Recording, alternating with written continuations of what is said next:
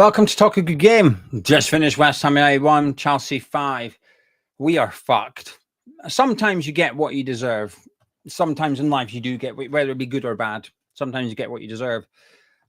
We're getting what we deserve. And when I say we, I mean the board at West Ham United, Potter, with that sort of tactics and the way he goes about it and stuff like that.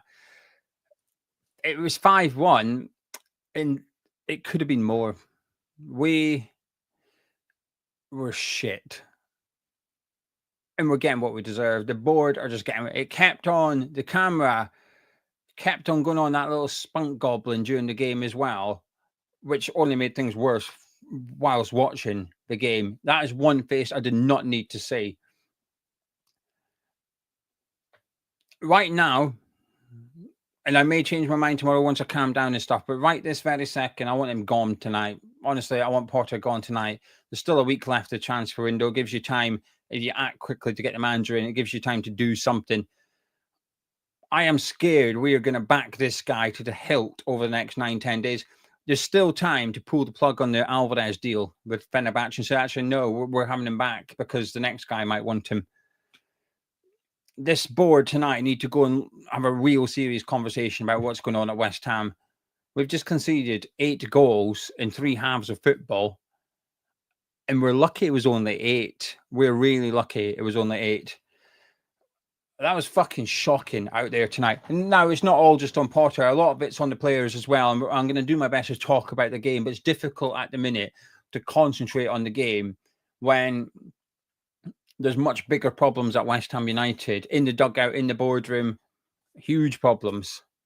It is difficult right now. Anyway, if you're new to Ham's Chat, please do subscribe.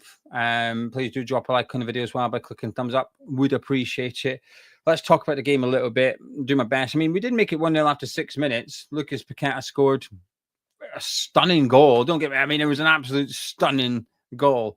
But you can't rely on that. I mean, that's what we are doing. We are relying on someone to do that. But it gave us a bit of a lift. It was a bit exciting for 10 minutes. Picked it up. Gerd sort of won the ball. Juve gave it to him and travelled forward. He was looking up. There's no options. Hit it. Flew into the top corner. Sanchez should be doing better.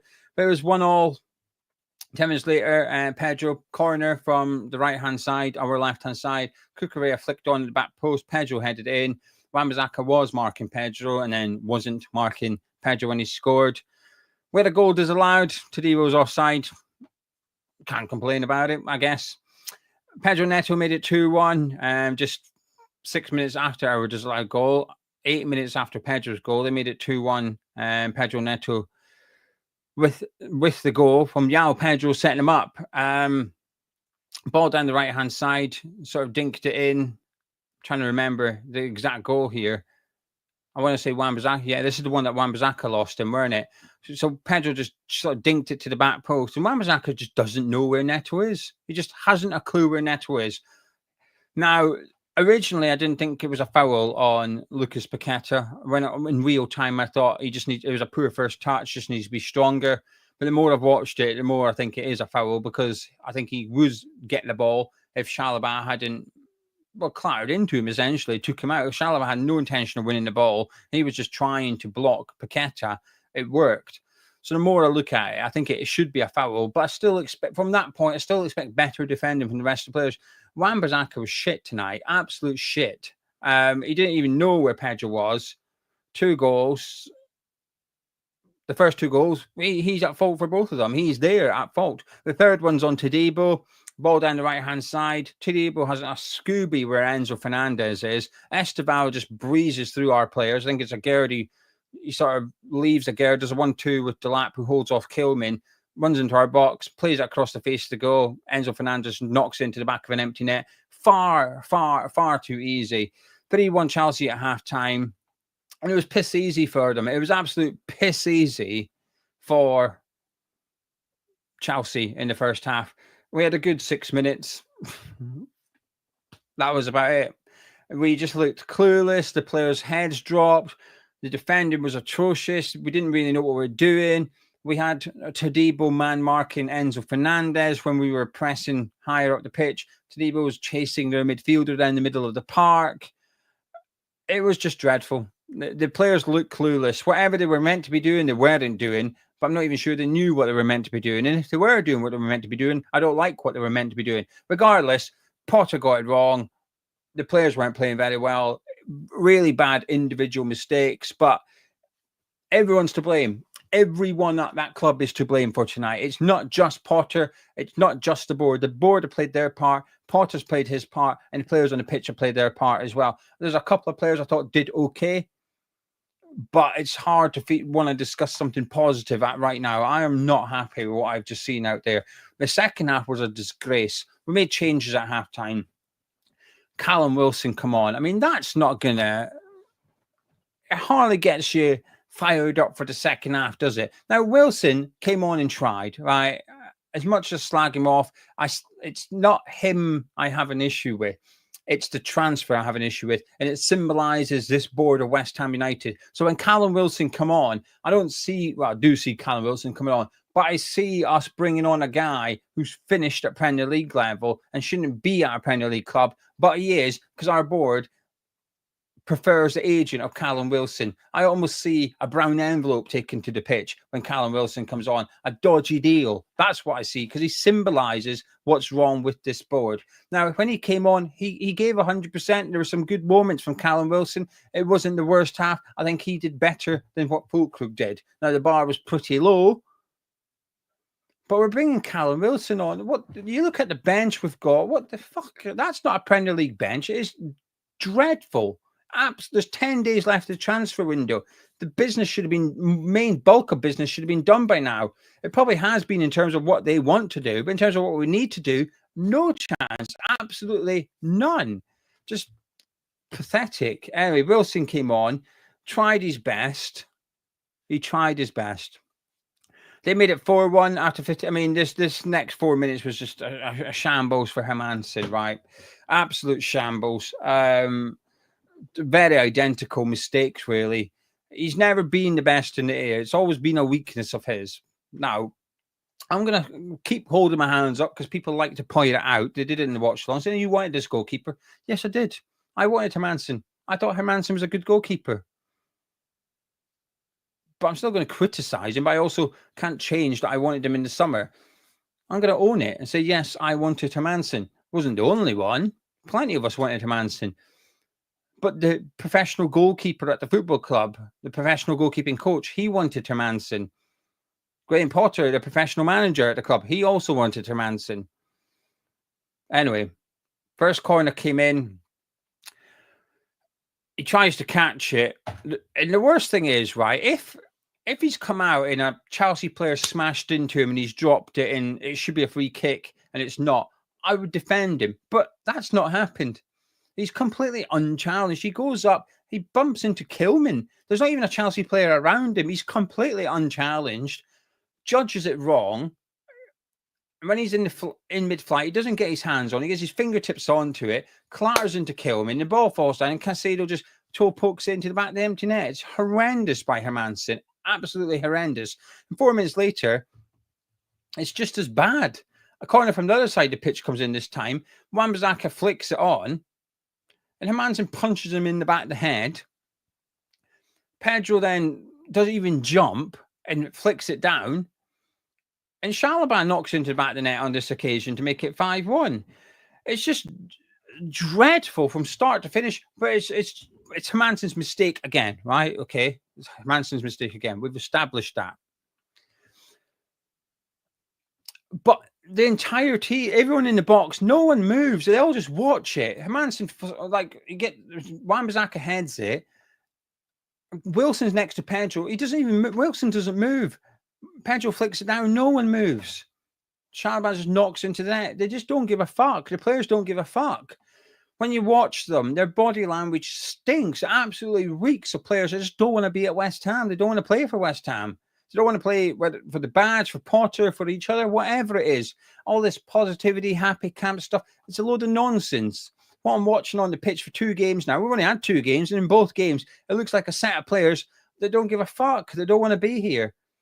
Something happens, they all just go, oh, we're conceding goals. We've conceded 8 goals in 3 halves of football, and they're all just going, oh, it's your fault. It's literally you. You're causing it. You can go back through all 8 goals. Our keeper's at fault for at least 3 of them, but the defenders are at fault for the other 5 as well. They're all at fault, every single one of them. It's terrible. You're going to play 5 defenders. There's got to be an advantage, which is defensively, you are strong. You might be lacking going forward because you've got that extra defender, but at least defensively, you're solid. We're fucking shit. Our defense is a sieve. It is piss easy to get through our defense. We were playing the second half. The start of the second half, we were playing with Max Kilman, right centre-back. Max Kilman, right centre-back. He then took Walker Peters on and went to back 5. We were protecting a 5-1 defeat by the end of the game. We were holding on for 5-1. Chelsea, someone said it in the watch along, perfectly summed up. But for the last half an hour or something, Chelsea were bored. Even Chelsea were fed up playing West Ham. We were fed up watching West Ham. Chelsea were fed up playing West Ham. They couldn't be arsed. They were just knocking it around. They couldn't be bothered. The worst thing is, for periods in that second half, we were still trying. I was watching Jared Bowen try and take players on and try and cross it and create something. Chelsea had given up. Chelsea had stopped playing. We were still trying to score, and we couldn't fucking get a shot on target. Never mind score. So even when we were still going and Chelsea had stopped, we were still shit. This is terrible. Absolutely terrible. He's got to go. He's got to go. And I know someone will say it's 2 games, but it's not, is it? It's 20 games now in the Premier League. I think it said 19 during the game. I don't know if that included tonight's game or not. I don't know. But regardless, it's 19 or 20, whatever it is. He's lost half his games as Premier League man. He's won 5.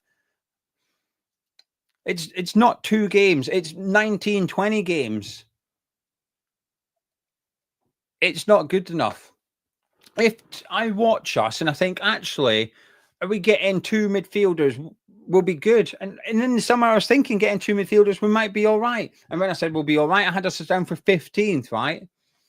I'm watching, I'm thinking, you're getting 2 midfielders. You pick your midfielders. You go get Ryan Gravenberch and Alexis McAllister out of Liverpool and put them in our midfield. We'll still be shit. We'll just get beat 5-3 instead of 5-1. That's all. The defense will still be shit. The defense still can't head the ball. They don't want to head the ball. Wan-Bissaka keeps switching off at the back post. Honestly, I've had enough. I've had enough of watching us already. It's 2 games in. When I did the video with a Chelsea fan, and I said to him, look, we've played 1 game, and this is going to sound mental to anyone who doesn't support West Ham.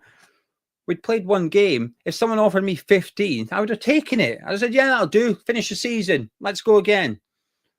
This is bad. This is really, really bad. This is worse than Potter last season. This is worse than Lopetegui. This is worse than David Moyes at the end. And at the end of David Moyes' reign, we'd given up. We'd stopped. Everyone knew he was going. The players gave up. Moyes gave up. Everyone gave up. We're worse than that. We're worse than we were under Moyes when everybody quit. The board need to sort this out pronto. Because even if they do not, we're going to get relegated. We don't have time. We don't have time anymore. We've got Wolves on Tuesday in the Carabao Cup. And that could paper over the cracks, which arguably is a dangerous thing. We beat Wolves. Look, he's all right, isn't he? No, we'll play Forest the following Sunday and we'll get beat by them. Even if Nuno quits and they've got no manager, they'd still fucking beat us. Because at this rate, no manager is better than this manager. They'd still do us in if Nuno fucked off. Forest would still beat us. We were, for the first 6 minutes, it was fun. When I thought we made it 2-1, that was fun. But apart from those periods, it was crap from start to finish. Chelsea, we're just lucky Chelsea stopped at 5. That could have been 6 or 7 if they really wanted to. There were just a few greedy bastards in the Chelsea team at the end of the game when they were trying to do it themselves. But even, it's a shambles. And I know I like Hermansen, right? I still do. But he's terrible so far. Juve, bless him. I thought Juve done all right tonight. I did. I think Juve done all right tonight. I thought he had a hard game. I thought he did well. I thought he did okay. Tough gig, but I don't think he did too much wrong. It's the rest of the fucking defenders that's the problem. Agard was the better of the three. Tadibo switched off. Wan-Bissaka kept switching off like a fucking air fryer from Temu. Doesn't work. Just stop working for no reason. Even when he doesn't even know. Neto was behind him. He didn't have a fucking clue where he was.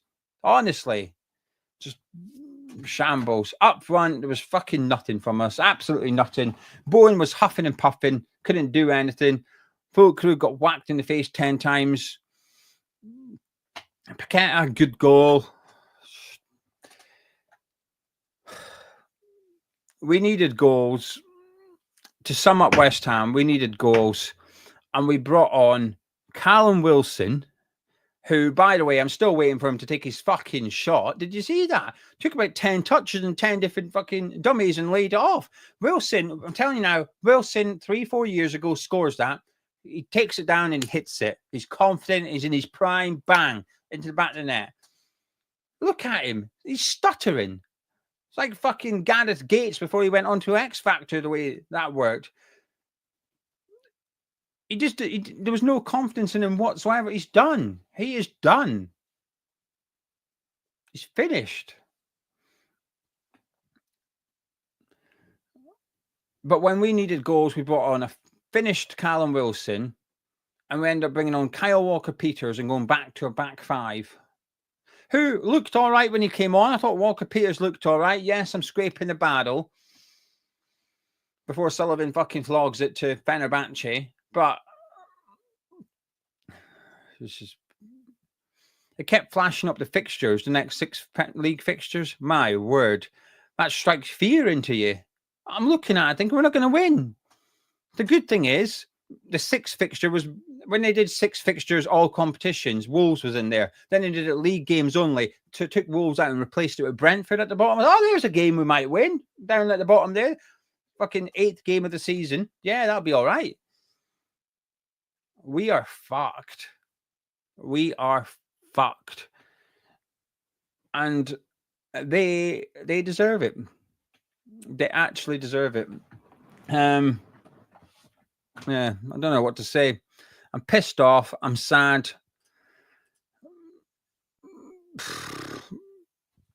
I'm not surprised. I know someone will say, why are you angry? Why are you surprised? That's what I know someone will say, why are you surprised? You don't have to be surprised to be angry, right? That's like saying if your nan is, well, I'm using this as an example because this has happened in March with Mrs. Gio's nan.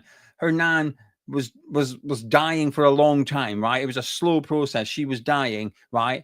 But when she died and everyone was upset, I didn't turn around to Mrs. Gio and say, why are you surprised she's dead? As if to say, why are you sad your nan's died? We knew she was going to die. She looked like a corpse for the last 4 days of her life, right? She was going to die. Why are you surprised? Well, she's not surprised. She's just upset. You're allowed to be angry and pissed off that West Ham is shit. You're allowed to be pissed off and upset at what's happening to our football club with this goblin without being surprised. I dislike it when people say, why are you surprised? Doesn't... What? You're not allowed to have emotion because... Anyway, I didn't say that to Mrs. Gio, by the way. Well, to be fair, I had to tell her nan died. Her nan died. I'm going to finish up with a story because it might make you all laugh. Hopefully it does, right? Before I do, Vinny, thank you very much. Let's bring back Ariola. Listen, even as a Hermansen fan, I'm on board with that. James saying thanks for the watch along. Thank you for joining me.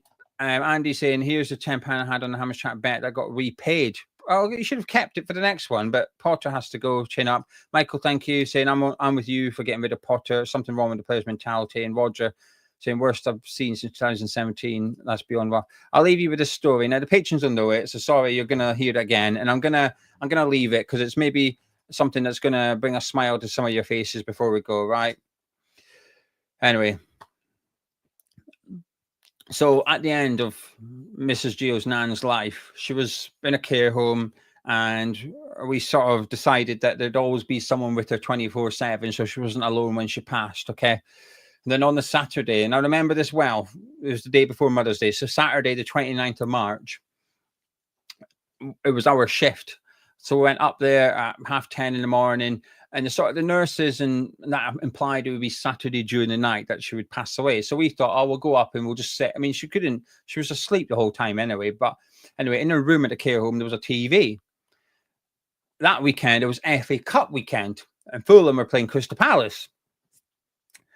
Anyway, so Mrs. Gio, the baby Gio, was crying. Grace was upset. She was stirring. So Mrs. Gio said, I'm just going to go walk up and down the corridor with her, try and settle her. Like, you stay in the room with me, Nan. Yep, no problem. So anyway, I'm not going to lie. I was sat eating a meal deal, watching the football. 1:30 it is now. And Crystal Palace were 2-0 up. So I sat on the chair next to her. So she's on the bed next to me now. So I'm here. She's laying there. TV's over there. I'm leaning back, eating my crisps. I can't remember what one it was. I was eating my crisps. So you feel like you got to make conversation, don't you? So I said, fucking hell, Doreen, her name. Fucking hell, Doreen. Fulham better score. This game's fuck. It was 2-0 Palace at half-time, or 2-0 just after half-time. It was early in the game. Palace made it 2-0. Fucking Palace better score, or this game's shit. You know, it's finished already. But so I was moaning to her about the football. She died. She passed away. Lauren's nan died when I was complaining to her about Crystal Palace Fulham being a boring game, and the game was over just after half-time. So yeah, hopefully it's a bit of a funny story. We laugh about it now. We do laugh about it. It's a bit of a running joke that I killed someone off talking about football. So I feel bad. She was 94. She was 2 months short of being 95, right? 94 years old in 10 months, this woman was. 94 years old. And the last thing she heard was me complaining that the Crystal Palace Fulham game was fucking boring unless Fulham scored. Obviously, they didn't. Palace went on to win the FA Cup. But that's poor woman, 95 years old nearly, and that's the last thing she heard on this earth. She wasn't surrounded by her immediate family. They weren't there. It was just me eating my roast beef monster munch. That's what I roast beef monster munch. I was eating my roast beef monster munch, whinging about the football being shit. The last thing that she experienced on this earth, poor bloody woman. She heard me moaning and went, fuck this. Heaven's calling. I'm off. Anyway, I feel bad. Sorry, Doreen. But anyway, right then, I'm going to disappear. Hopefully it leaves a smile on your face at the end of what has been a horrible evening to be a West Ham United fan. Thank you for joining me. I'll be back tomorrow morning with the debrief show. Not sure what time we'll go live. We'll go live. We'll have a chat. I'll see what you guys are saying in the live chat. So if you can join me, please do. Subscribe if you need to Hammers Chat. I'll catch you in a bit.